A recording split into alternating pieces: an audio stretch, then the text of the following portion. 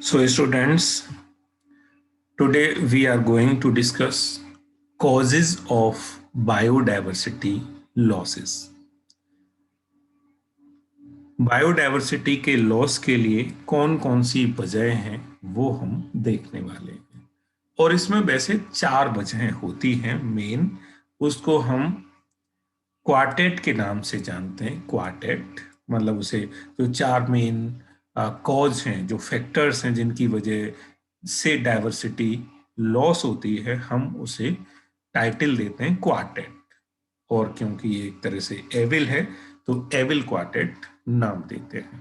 तो ये बहुत इंपॉर्टेंट टॉपिक है, इससे काफी ज्यादा क्वेश्चंस आते हैं, एग्जाम हो चाहे बोर्ड का एग्जाम हो। तो इसको देखो, ऐसा हम पहले से जानते हैं कि अगर बायोडायवर्सिटी का कमी होती है, बायोडायवर्सिटी में लॉस होता है, तो प्लांट्स की जो प्रोडक्टिविटी होती है कमी आ जाती है उसमें, है ना। और और हम जानते हैं कि अगर बायोडायवर्सिटी रिच है किसी इलाके की, तो उसमें रेजिस्टेंस होती है ना। हम जानते हैं रेजिस्टेंस होती है, ये हम पढ़ चुके हैं। तो अगर बायोडायवर्सिटी लॉस हो जाएगी तो वो रेजिस्टेंस भी कम हो जाएगी। किसके खिलाफ रेजिस्टेंस, किसके खिलाफ? तो इन्वायरमेंटल परचुवेशंस, मींस इन्वायरमेंट की जो गड़बड़ियां हैं, जैसे कि ड्रॉट, है ना, ड्रॉट सूखा। तो वैसे तो अगर बायोडायवर्सिटी रिच होगी तो सूखा हुई फिर भी उसका ज्यादा फर्क नहीं पड़ेगा, लेकिन बायोडायवर्सिटी में कमी है तो फिर अगर ड्रॉट आएगी तो फिर उसकी वजह से जो लॉस है बायोडायवर्सिटी, या कहो वहाँ का जो नेचर है, वहाँ की जो लाइफ है, उस पर बहुत ज्यादा फर्क पड़ने वाला है किसी भी इन्वायरमेंटल परचुरबेशन का। मीन्स गड़बड़ी, इसकी हिंदी होगी गड़बड़। एक तरह इन्वायरमेंट की जो गड़बड़ है उसका फर्क पड़ने वाला है, क्योंकि जो रेजिस्टेंस है वो कम हो गई है ना। तो ऐसे ही इकोसिस्टम जो प्रोसेसेस हैं, फॉर एग्जांपल प्लांट प्रोडक्टिविटी जो हमने अभी देखा, या फिर वाटर यूज, या फिर डिजीज साइकिल, पेस्ट की साइकिल। तो ये जो इकोसिस्टम प्रोसेसेस हैं ये कांस्टेंट रहते हैं साल दर साल, ईयर टू ईयर। लेकिन अगर बायोडायवर्सिटी जितनी कम होगी, जितनी लॉस्ट हो जाएगी, उतनी ही ज्यादा इनमें वेरिएबिलिटी आ जाएगी, किसमें? इकोसिस्टम के प्रोसेसेस में। जैसे कि हमने पहले भी देख चुके हैं कि प्रोडक्टिविटी इस साल बायोमास बना कुछ, अगली साल कुछ, अगली साल कुछ, है ना। अगर बायोडायवर्सिटी रिच है तो ईयर टू ईयर हम देखेंगे तो लगभग सेम ही प्रोडक्टिविटी होगी। ऐसे ही अगर प्रोडक्टिविटी, तो वाटर यूजेज और प्रोडक्टिविटी में तो समानता है भाई, है ना। और अगर यहाँ प्रोडक्टिविटी ज्यादा है, मींस स्टेबल है, वहां का स्टेबल है, और अगर स्टेबल होगा तो डिजीज साइकिल और पेस्ट साइकिल भी कांस्टेंट रहने वाली है, वेरिएबिलिटी नहीं होगी इसमें। तो इसमें ऐसा कुछ नया नहीं, ये हम एक तरह से पढ़ चुके हैं, लेकिन अपोजिट सेंस में। वहां हमने रिच बायोडायवर्सिटी के कुछ करेक्टर्स देखे थे, करेक्टरिस्टिक्स। लेकिन यहाँ क्या देख रहे हैं कि अगर बायोडायवर्सिटी लॉस होगी तो उसकी वजह से क्या क्या फर्क आने वाला है इकोसिस्टम में, तो वो हमने देख लिया, ये फर्क आने वाले हैं इकोसिस्टम में। तो आखिर इस बायोडायवर्सिटी के लॉस के लिए क्या क्या वजह हैं? जो स्पीसीज एक्सटिंक्ट हो रही हैं बड़ी तेजी से आज के समय में, उनके लिए वजहें क्या हैं, कॉज क्या हैं? तो उसके लिए मेन जो वजह है वो है ह्यूमन एक्टिविटीज। और इन कॉजेज को हमने चार कैटेगरी बनाई हैं, चार मेजर कॉजेज हैं जिनकी वजह से बायोडायवर्सिटी लॉस हो रही है। उन्हें हम बोलते हैं द एविल क्वार्टेट, है ना। इनको ये टाइटल दे दिया, ये सोब्रिक्विट दे दिया, एविल क्वार्टेट। तो इसी एविल क्वार्टेट को हम पढ़ने वाले हैं। तो वो एविल क्वार्टेट कौन कौन से हैं? तो उसमें पहला है habitat loss and, second is over exploitation, and third one is species invasion, alien species invasion, and fourth one is co-extinctions. तो एक एक करके अब हम इनको देखते जाएंगे। सबसे पहले पढ़ते हैं हम हैबिटेट लॉस एंड फ्रेगमेंटेशन के बारे में। तो हैबिटेट लॉस का मीन जो भी इकोसिस्टम को देखो, एनिमल्स को देखो, उनका एक हैबिटेट होता है, उनकी एक जरूरतें होती हैं, निश्चित जरूरतें। अगर उसमें कुछ लॉस होता है तो हम उसे हैबिटेट लॉस। अब वो फ्रेगमेंटेशन की बात करें तो उनका जो बड़ा हैबिटेट है, लार्ज हैबिटेट, और वो पता चला हैबिटेट कई टुकड़ों में टूट गया है, फ्रेगमेंटेड हो गया है। वो वजहें तो डेफिनेटली हम वजहें इसमें ह्यूमन एक्टिविटीज ही पढ़ रहे हैं। जैसे कि हमने यहाँ इस वाले को पार्ट को डिस्ट्रॉय कर दिया, तो जो एक बड़ा हैबिटेट था, अब बड़ा हैबिटेट छोटे छोटे हैबिटेट में स्प्लिट हो चुका है। ये वजह हो सकती हैं भाई। मेन तो डिफोरेस्टेशन है, हम कहीं इंडस्ट्रीज लगाएं तो उसकी वजह से हमें डिफोरेस्टेशन करना पड़ता है। सिटीज ग्रो करती जाती हैं, खेती हमें करनी पड़े, खेती के लिए और एरिया इंक्रीज करना है, तो ये कई वजह होती हैं। ये डेवलपमेंटल वजहें भी होती हैं। फॉर एग्जांपल डेवलपमेंट का काम हो रहा है, यहाँ हमें कोई रोड बनाना है, रेलवे लाइन बनानी है, तो रोड्स और रेलवे लाइन की, हाईवेज की वजह से भी देखोगे तो जो हैबिटेट है वो फ्रेगमेंटेड हो जाता है। और पॉल्यूशन भी एक वजह है जिसकी वजह से जो हैबिटेट है उसमें डिग्रेडेशन होता है, या ये कहो लॉस्ट ही हो जाता है। हैबिटेट होगा लेकिन पॉल्यूशन की वजह से वो जो हैबिटेट था वो है ही नहीं, तो हैबिटेट लॉस ही हो गया। या कम पॉल्यूशन है तो कम से कम कह सकते हैं कि हैबिटेट की जो क्वालिटी है उसमें डिग्रेडेशन हुआ है, कमी आई है, कमजोर हुआ है हैबिटेट। तो यही चीजें हैं, जैसे when large habitats are broken up into small fragments due to various human activities. तो अगर ऐसा होता है कि वो हैबिटेट लॉस या फ्रेगमेंट हो जाता है, तो उसकी वजह से यही होगा कि मैमल्स और बर्ड्स के लिए लार्ज, और अगर उनको अब लार्ज टेरिटरीज नहीं मिल पा रही है तो फिर ये मैमल्स या बर्ड की स्पीसीज धीरे धीरे अपनी जरूरतें पूरी न कर पाने की वजह से कम होने लगेगी पॉपुलेशन, और हो सकता है पॉपुलेशन कम होते होते वो पॉपुलेशन एक समय पर जीरो ही हो जाए, एक्सटिंक्ट हो जाए।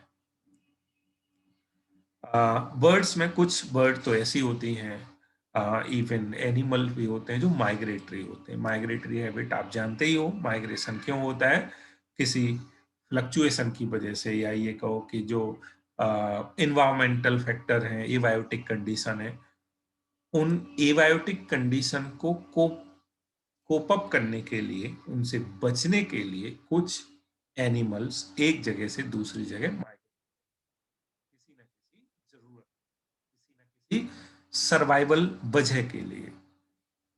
अब माइग्रेशन करते हैं तो माइग्रेशन के लिए तो भाई बड़ा हैबिटेट चाहिए, और बड़ा हैबिटेट अगर यहाँ नहीं है तो वही होगा इनका भी एक्सटिंक्शन। पॉल्यूशन भी वजह है जिसकी वजह से डिग्रेडेशन होता है, और अगर हैबिटेट में डिग्रेडेशन होगा तो अल्टीमेटली रिजल्ट तो किस रूप में आएगा, स्पीसीज की सर्वाइवल में कमी और फाइनली एक्सटिंक्शन। तो ये एक क्वेश्चन आता है कि इन चारों कॉजेज में से कौन सा कॉज है जो सबसे ज्यादा, आ, जिसकी वजह से सबसे ज्यादा एक्सटिंक्शन हुए हैं, तो वो कौन सा है, हैबिटेट लॉस एंड फ्रेगमेंट। तो this is the most important cause driving animals and plants to the most dramatic example. अब कुछ एग्जाम्पल्स हैं यहाँ पर, जिसमें से एक एग्जाम्पल है ट्रॉपिकल रेन फॉरेस्ट के बारे में। ट्रॉपिकल रेन फॉरेस्ट में क्या हैबिटेट लॉस और फ्रेगमेंटेशन है? तो हाँ, एक जमाने में 14% अर्थ का जो सरफेस है टोटल, उसका 14% किससे कवर होता था, ट्रॉपिकल रेन फॉरेस्ट से। आज की डेट में 6% से वो ज्यादा नहीं है, 6% से भी कम बचा है cover tropical.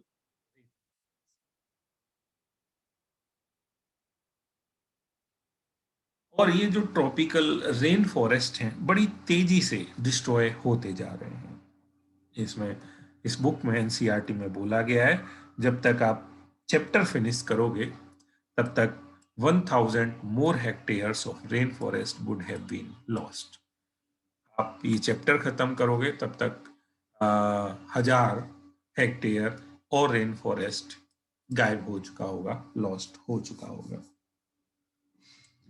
Amazon rain forest के बारे में तो सुना ही है आपने। आ, यहाँ बहुत ज्यादा स्पीसीज है, मिलियंस ऑफ स्पीसीज यहाँ पर रहती हैं। तो क्योंकि ये बहुत बड़ा है, मिलियंस ऑफ स्पीसीज यहाँ पर प्रेजेंट हैं, तो इसके बड़े होने की वजह से हम इसको बोलते हैं लंग्स ऑफ प्लेनेट, है ना। It is so huge that it is called lungs of planet. किसको? अमेजोन। वो भी बड़ी तेजी से डिस्ट्रॉय किया जा रहा है, खत्म किया जा रहा है, साफ किया जा रहा है। किस वजह के लिए? एक तो सोयाबीन को कल्टीवेट किया जाता है, तो उसके लिए जिन कंट्रीज में ये है, जिन कंट्रीज में ये पड़ता है अमेजोन रेन, वहाँ जमीन चाहिए एग्रीकल्चर के लिए, तो उस एग्रीकल्चरल लैंड को क्रिएट करने के लिए वो जो फॉरेस्ट हैं उनको conversion of grass land for raising beef कैटिल, और जो कैटिल हैं बीफ के लिए यूज होते हैं उनको रेज करने के लिए जमीन चाहिए, तो उसके लिए भी इन सब फॉरेस्ट को फिनिश किया।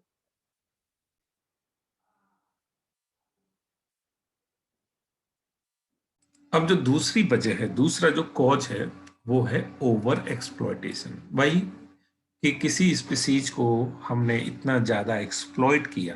मान लो हम किसी फिश को फूड के रूप में यूज करते हैं, तो हमने उसका इतना ज्यादा इस्तेमाल किया, इतना ज्यादा इस्तेमाल किया कि वो स्पीसीज एक्सटिंक्ट हो गई, है ना। तो वैसे तो होता क्या है, हम अपनी जरूरतों के लिए, फूड के लिए, शेल्टर के लिए डिपेंड रहते हैं नेचर पर, लेकिन आ, हमारी जो नीड है वो अब ग्रीड में कन्वर्ट हो गई है, तो जिसकी वजह से हम एक्सप्लॉइट करते हैं जरूरत से ज्यादा, ओवर एक्सप्लॉइटेशन करते हैं। तो इसकी वजह से कई स्पीसीज एक्सटिंक्ट, इनमें से कि ये स्टीलर्स काव, हमने पहले भी नाम सुना है इसका। तो स्टीलर काव एक मेमेल है जो रसिया और अलास्का के बीच उधर। तो हुआ यही कि अच्छा, दरअसल इसको इसका जो इस्तेमाल किया जाता था, इससे हमें ज़रूरतें जो पूरी होती थी, इसके अंदर बहुत ज़्यादा फैट होता था, है ना। तो वो फैट के लिए हम इसको मारने लगे, और धीरे धीरे ये एक्सटिंक्ट हो चुका। 18 सेंचुरी में ये एक्सटिंक्ट हो चुका था, सी का। बाकी ये है पैसेंजर पिजन। ये भी नॉर्थ अमेरिका में, ये जहाँ भी कॉलोनीज या सिटीज या विलेजेस होते थे, वहाँ उनके आसपास पिजन, पिजन की तो वैसे भी ये खास बात होती है कि जहाँ भी ह्यूमन की लोकेलिटी होती है, जहाँ भी सोसाइटी होती है, उसके आसपास पिजन काफी। ये जो पैसेंजर पिजन था वो नॉर्थ अमेरिका में।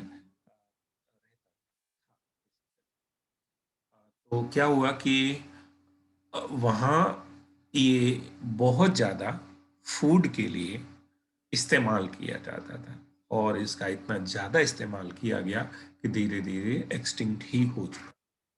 तो ये रिसेंट जो स्पीसीज हैं आ, पिछले 500 साल में जो एक्सटिंक्ट हुई हैं, और इनके पीछे वजह क्या है।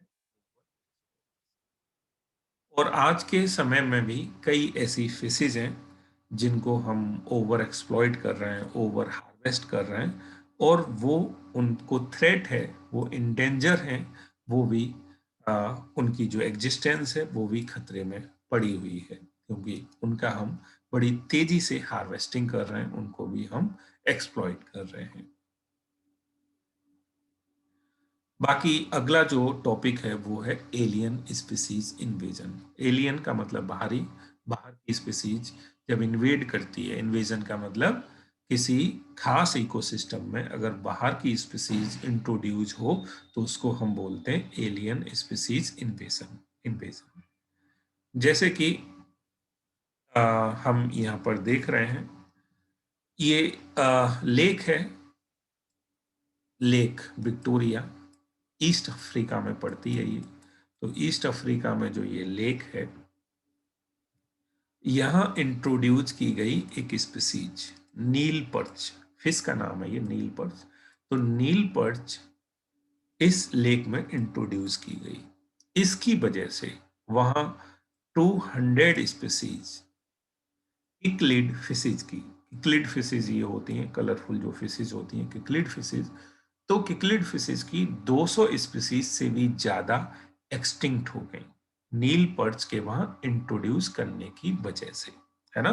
तो होता यही है कि बाहर की एलियन स्पीसीज अगर इंट्रोड्यूस की जाए, कहीं बाई चांस हो जाए, अनइंटेंशनली, या फिर किसी वजह से deliberately, for watt ever purpose, कोई पर्पज हो सकता है, सम ऑफ देम टर्न इनवेसिव, तो कुछ स्पीसीज उनमें से इन्वेसिव हो जाती है, एंड कॉज डिक्लाइन और एक्सटिंक्शन ऑफ इंडिजिनस स्पीसीज, और वहां की जो लोकल स्पीसीज होती हैं उनको डिक्लाइन, उनका नंबर घटने लगता है, या हो सकता है कि फाइनली वो एक्सटिंक्ट ही हो जाए, जैसा कि हमने ये और भी कुछ एग्जाम्पल्स हैं, जैसे कि ये हमने इंडिया में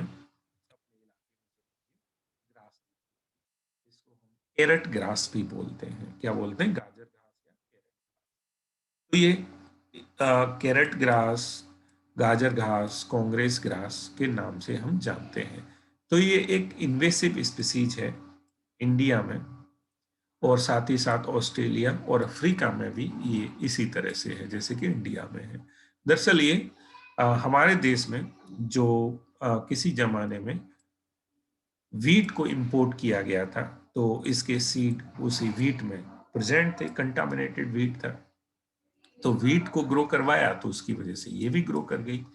अब ये फिर क्या हुआ, बड़ी तेजी से फैलने लगी चारों तरफ। अच्छा, अब ये इतना ज्यादा फैल क्यों रही है, तो इसके पीछे भी वजह है, जैसे अब ये क्योंकि इसका जो एक प्रीडेटर हम पहले पढ़ चुके हैं, प्रीडेशन वाला, तो इसका कोई प्रीडेटर यहाँ है नहीं, नेचुरल प्रीडेटर। अब नेचुरल प्रीडेटर होता है तो कंट्रोल रहती है कोई भी स्पीसीज, अब नेचुरल प्रीडेटर तो है नहीं, तो बड़ी तेजी से ग्रो कर रही है।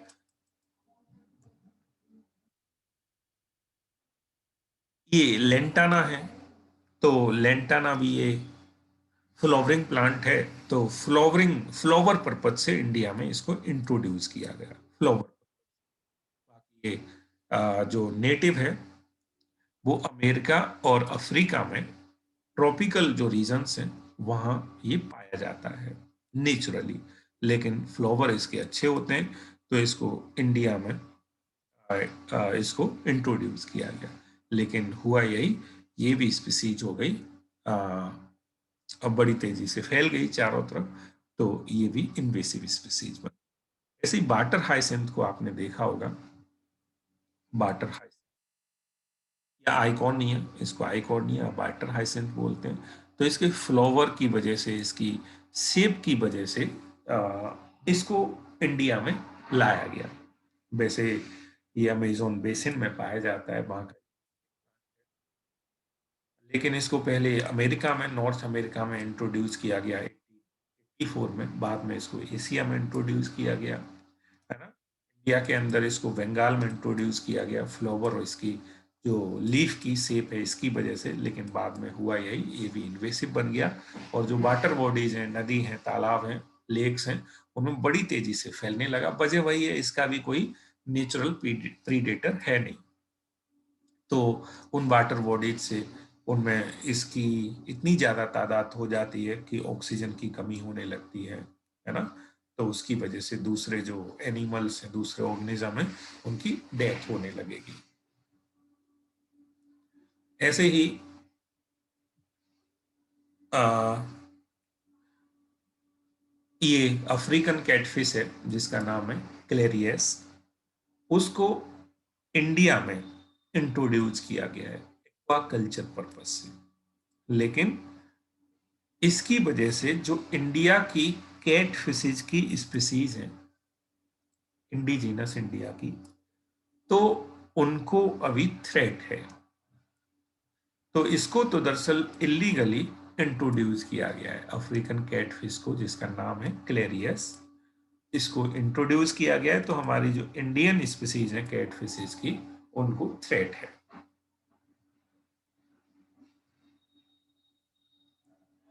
को एक्सटिंक्शन, तो को एक्सटिंक्शन क्या है कि भाई दो डिपेंडेंट स्पीसीज हैं, इंटरडिपेंडेंट स्पीसीज हैं, तो अगर एक स्पीसीज गायब होगी तो उसकी वजह से दूसरी स्पीसीज गायब भी होगी। उनके अंदर रिलेशनशिप होनी चाहिए, कौन सी वाली, ओब्लिगेटरी।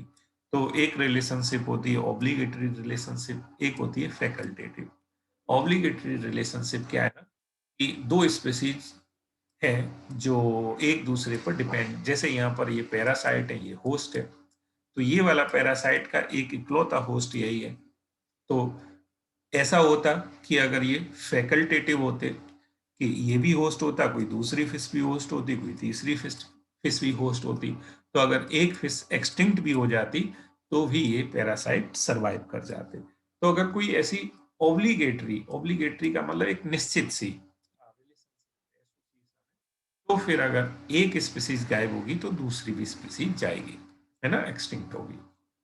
ऐसे ही हमने देखा है कि प्लांट में जो पॉलिनेशन होता है वो कई एनिमल्स की वजह से होते हैं, तो उनमें वो म्यूचुअलिज्म पाई जाती है। और उनमें भी अगर एक स्पीसीज एक्सटिंक्ट होगी और वो अगर रिलेशनशिप ऑब्लिगेटरी है, तो फिर दूसरी स्पीसीज भी एक्सटिंक्ट हो जाएगी। तो ये को एक्सटिंक्शन, एक एक्सटिंक्ट हो गया होगा तो उसका साथी भी एक्सटिंक्ट होगा ही होगा।